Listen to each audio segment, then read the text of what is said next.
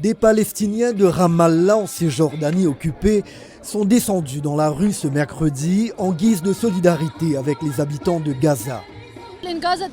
Nos concitoyens de Gaza n'ont pas d'armes, ce sont des civils. Ils sont attaqués, personne ne les aide, personne ne sait ce qui leur arrive. Ou peut-être qu'ils le savent, mais qu'ils ont choisi de se taire.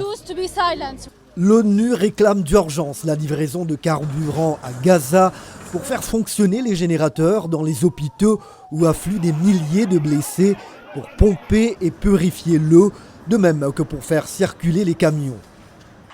En tournée actuellement au Proche-Orient, le chef de l'État français a lui fait part de l'envoi d'un navire hôpital à destination de Gaza, au Caire aujourd'hui, où il a rencontré son homologue égyptien Abdel Fattah al-Sisi. Emmanuel Macron a rejeté l'idée de double standard entre Israéliens et Palestiniens, plaidant pour une relance du processus de paix en vue de créer un État palestinien. Toutes les vies se valent et il n'y a pas de hiérarchie.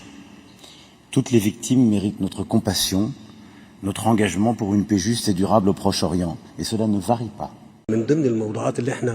Parmi les sujets dont nous avons parlé, c'est comment faire pour éviter une invasion terrestre de Gaza.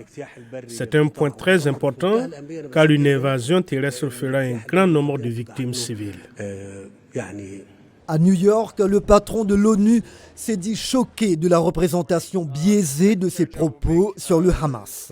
En commençant mon intervention hier, j'ai clairement dit, je cite, « J'ai condamné sans équivoque les actes terroristes horribles et sans précédent du Hamas en Israël le 7 octobre.